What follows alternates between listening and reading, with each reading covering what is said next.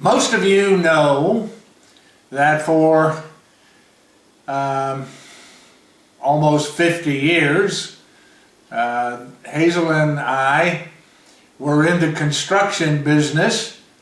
Hazel ran the business and I ran the construction part of the operation.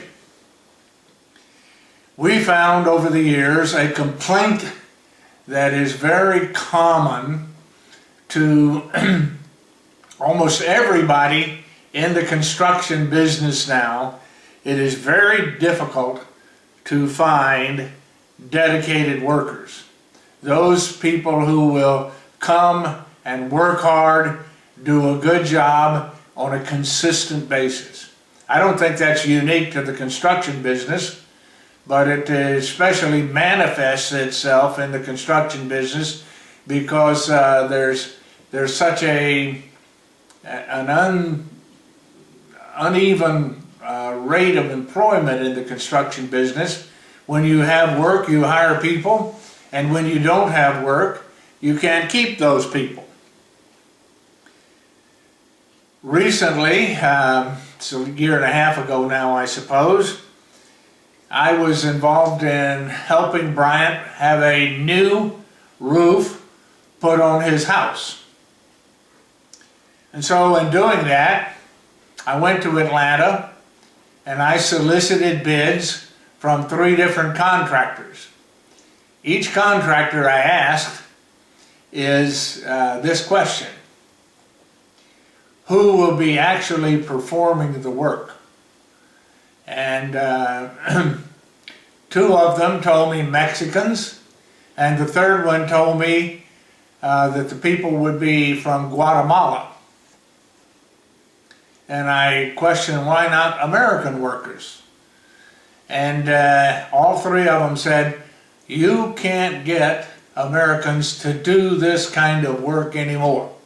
Working out in the hot sun and having to work in a very difficult situation, high on a steeply pitched roof, kind of a dangerous circumstance, and Americans just will not do that kind of work anymore. I think that's been a problem in Europe for quite some time as well. And you find in places in Europe that you have many people who migrated into Europe and taken these kinds of jobs because also the Europeans are not willing to do it. And you look at the situation, unemployment is very high, and yet nobody wants the job. Problem is, I would say, that we pay potentially productive people, and I think it's an important part of what I'm saying, because there are people who could not do these kinds of jobs or could not do many jobs. I'm talking about potentially productive people. We pay them, in many cases, to sit at home and receive government benefits. The workers that we normally employed in our construction business were heavily skewed toward those people who were formerly in the military. I bring that up because in the military there is a saying, and these people were known to quote this saying fairly frequently.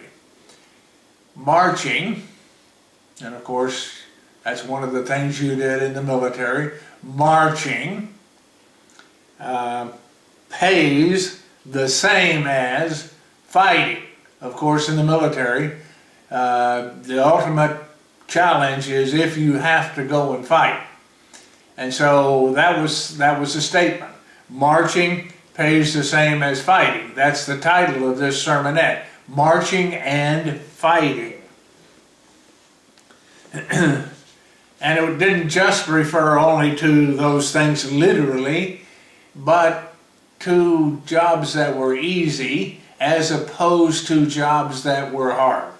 If I have to work very hard, why would I do it if I can get the same amount of money by doing an easy job, something that isn't physically demanding or physically taxing. Point is, they're made by these people, if you don't pay me more, I will not do more. If you want me to do more, pay me more. I want to look at today in this sermonette the part incentive plays in human accomplishment. First point I'd like to make is that while we try not to be, nevertheless, human nature is at its core rather lazy. And so we are prone to take the path of least resistance as opposed to the work that we might otherwise do. I can give you personal experience in that regard. As long as Bryant and Lisa and Lori were at our house and they were running and I was involved in working with them on their running, then I ran. When they no longer were at home, I stopped to do that because I was kind of lazy really at the heart.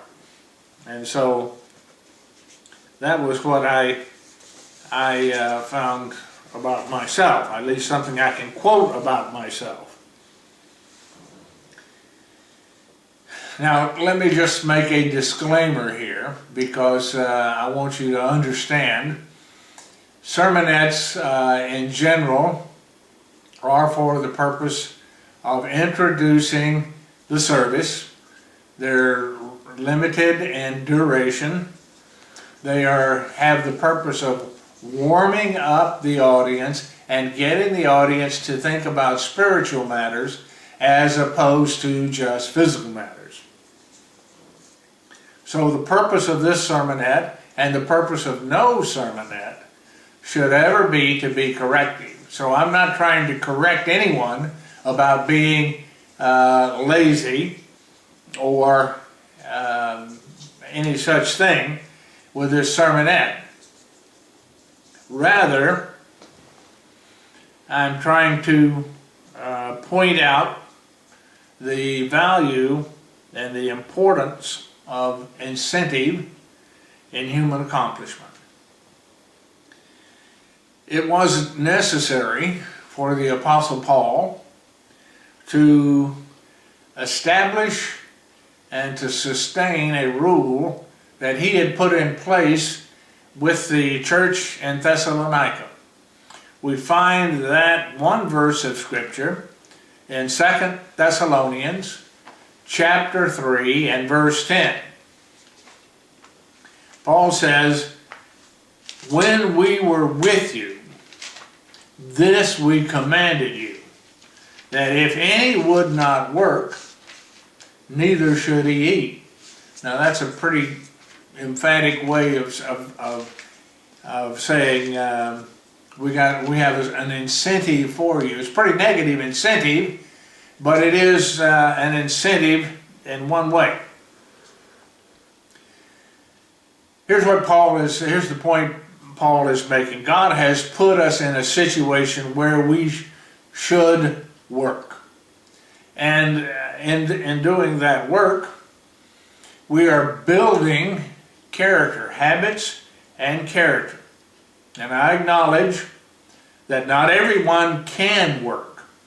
Everyone comes to a time, even those of us who can work, nevertheless, everyone comes to a time in their life when they cannot work, at least not in the same way that they could once. Example of that, I know a minister who was at Jekyll Island for many years, ran the feast at Jekyll Island, Mr. Bob Jones. And the last time I was at Jekyll Island, I was astounded to see Mr. Bob Jones on a cane and barely able to walk. So he's come, and he said to me, "It's my turn now." And what he was saying is that every one of us will likely go through a time of difficulty at the end of our lives. And so we should be as productive as we can for as long as we can. It's what God would like for us. But human nature, left alone, will be lazy unless the situation demands otherwise. So in this case, for this church, Paul was making that demand for them. So that's one of the things to look at, human nature. And as well, vision is needed. And that's where we get to incentive. Effort really comes from the heart. Now, I introduced the sermon by saying marching pays the same as fighting. By that, it isn't just the military situation, but the amount of effort that we put into the things that we do, whether it's our physical job or whether it's the things that we do in the Church of God, depend on effort that comes from our heart. And if we're going to really have and feel that effort, then we need to have an incentive for it. And that needs to come from inside us, from in our heart. If we have that incentive in our heart, we will strive diligently to be as productive as we can. Proverbs chapter 23, verse 7, talking about a man, it says, "For as he thinks in his heart, so is he." And so that is who we are. And that is what ultimately controls the effort that we put into something. We call it incentive. If we can have a vision about a reward for doing the work that we're charged with, whether it's our physical job, our physical work, or the work within the Church of God. If we can see that vision and know that it's really worthwhile and that we will be rewarded as a result of our effort, then that's the essence of incentive. Incentive plays a very important role in being effective as a human being in those situations. And God rewards us. Let me point out to you that God rewards us. He has a reward for us as a result of the things that we do. And that reward, he makes very emphatic to us. We used this principle at one time in YOU as we raised funds. We raised the funds, and the funds that we raised, the YOUers and their parents and the whole church as well, had that money to spend on activities, but we made sure that everybody participated and contributed as they were able to. We had one fundraiser during the year we called the Parable of the Talents. And we took that fundraiser from the parable in Matthew 25, where Christ gives talents to 3 different servants and gets results from those servants and rewards them according to their productivity. It was a matter of taking the incentive, establishing the vision, taking that vision and using it to make an incentive for these people, at least for 2 out of the 3. And that was what we were trying to harness and put into the YOU by putting the responsibility on them to make those decisions. Here's what Matthew 25 verse 21 has to say about this. his Lord. You know, I'm not going to talk about the whole parable, but here's one verse of Scripture from that parable, which you're all familiar with. His Lord said to him, "Well done, you good and faithful servant. You have been faithful over a few things. I will make you ruler over many things. Enter into the joy of your Lord." So this is where God has one of the places, it's not the only place, but it's one of the places that's most well known, where God shows that the effort that we make is rewarded with incentive. And incentive is a very important part of God's promised reward and of the calling that we have. Conclusion is, and you'll probably see this as we get into the sermon, economic systems which work well in this world recognize human nature and they use that human nature to their advantage. Most, but I would say not all, most successful businesses also understand human nature and use it to their advantage. Now, I will say that some use, instead of using human nature, use threats and intimidation to make their workforce as productive as they can. But most successful businesses understand human nature and use it to their advantage. Those of us in the Church of God need to be fighting, not just marching.